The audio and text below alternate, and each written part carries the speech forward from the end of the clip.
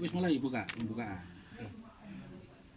Oke, assalamualaikum warahmatullahi wabarakatuh. Waalaikumsalam warahmatullahi Kita wabarakatuh. di sini bersama Bapak Imron Pribadi ya, owner dari Ma'rifat Bisnis. Beliau adalah personal brandingnya adalah digital marketer, pakar digital marketer, ahli digital.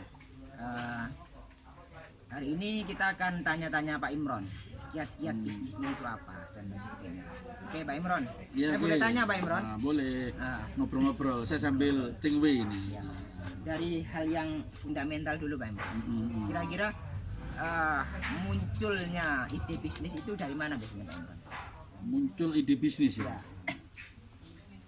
Ide bisnis itu munculnya dari mana? Biasanya kan orang-orang itu punya kiat-kiat atau untuk memunculkan ide bisnis. Karena ide bisnis itu kadang kalau orang lagi stuck pikirannya itu sangat sulit untuk memunculkan ide bisnis. Memunculkan ide. Kalau Pak Imron sendiri Nah. kiat-kiatnya gimana? Sebenarnya kalau bicara bisnis, ide bisnis itu akan muncul dari diri sendiri setelah diri kita itu membuang rasa jadi karyawan, ingin kerja dulu. Nah itu maka ide ribuan, ratusan ide bisnis akan muncul. Tapi di dalam diri kita itu kalau masih ada rasa saya mau kerja di mana ya, saya mau melamar di sana, itu ide bisnis tidak akan muncul. Sangat susah.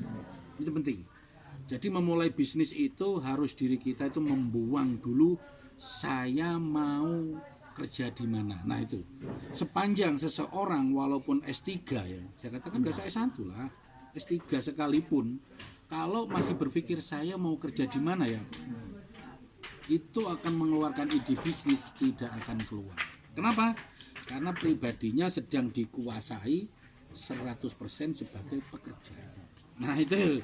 Tapi kalau dirinya tidak, saya tidak akan bekerja, saya tidak akan bekerja ikut orang, tapi saya akan memulai bisnis. Nah, disitulah ribuan, mungkin bisa sampai kebingungan mencari, semua akan timbul di situ, semua akan muncul ide-ide bisnis yang ini sampai kebingungan. Nah, sampai kebingungan. Itulah hebat. Kalau sudah muncul, aku mau bisnis ini dan semuanya punya peluang. Nah, di situ berarti orang calon sukses.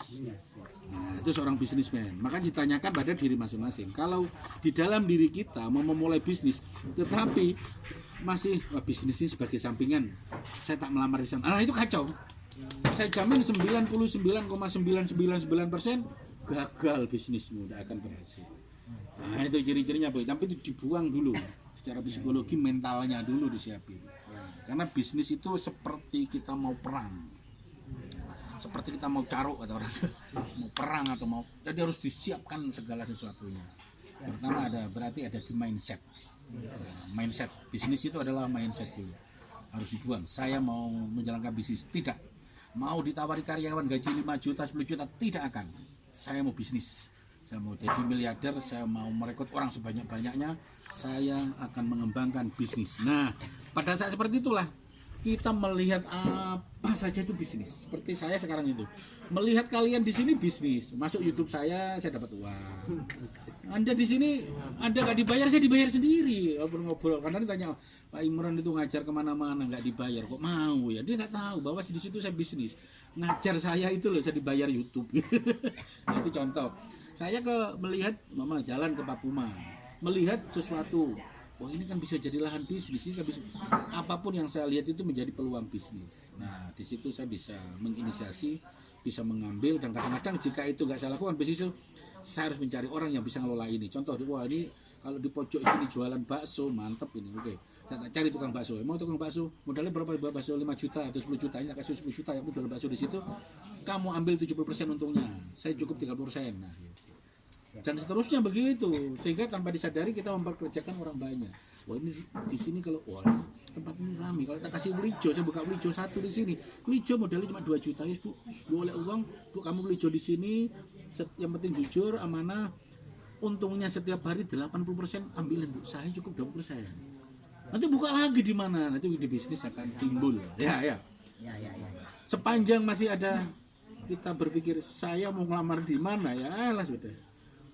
Sampai kalian mati nggak akan nemu di bisnis itu, dan bisnis Anda saya jamin gagal. Itu pengalaman dari saya. Tapi bisa dibuktikan bahwa ini pengalaman yang luar biasa ini. Nah, jadi Anda S1, S2, saya mau kerja, jangan ngomong bisnis, gagal. Kira-kira itu, lanjut. Ya. Yang selanjutnya Pak Imron, kan jenengan kan Pak, punya bisnis yang lumayan besar ini Pak. Ya. Nah, tips untuk membangun kerajaan bisnis itu gimana Pak Imron? Nah, Biar itu. sistematis dan solid gitu tim-timnya itu. Jadi membangun company bisnis itu lagi-lagi sama dengan membangun kepribadian. Bahwa membangun bisnis itu harus berpikir bisnis itu jangan dikerjakan sendiri. Pertama, jangan pernah bisnis ini tak kerjakan sendiri, tak kelola sendiri. Wah, kalian jadi UMKM. Dilakukan. Superman. Jangan pernah berpikir bisnis itu ini saya kerjakan sendiri, saya lakukan. Tapi berpikirnya adalah bisnis ini cocok untuk masyarakat saya, tetangga saya, orang siapapun boleh gabung akan saja. Itu pertama. Yang kedua, bisnis itu harus berani nanggung risiko. Jangan takut bayar karyawan. Karyawan itu yang bayar Allah, bukan kamu, bukan kita, bukan saya. Yang bayar Allah. Emangnya kamu kaya apa? Allah lebih kaya. Nah, itu kekuatan itu menjadi kun fayakun bagi pribadi saya. 1000 orang ikut mau kerja masuk saya boleh. Saya nggak menolak berapapun jumlahnya. Cuman soal gaji sesuai dengan keterampilan. Kalau belum ada keterampilan ya bolehlah dibayar masih belajar kecil-kecil. Itu cara membangun bisnis sehingga bisnis itu besar. Tapi kalau bisnis iki ilmuku rahasia sing iso aku tok tak simpen dhewe ya sampai mati kalian menjadi bintang sendirian. Dilakukan sendiri, ilmu kalian nggak akan disebar kemana-mana, nggak bermanfaat. Jadi bisnis nggak ada rahasia ilmu, sudah obral aja ilmu. Kenapa? Nggak ada rahasia perusahaan, menurut saya nggak ada. Bagi saya loh, bagi orang lain mungkin masih. Kenapa nggak ada rahasia perusahaan? Ya, karena Allah nggak pernah merahasiakan ilmunya, selalu dibagikan. Nah, ini cara berpikir yang berbeda, yang harus dilakukan.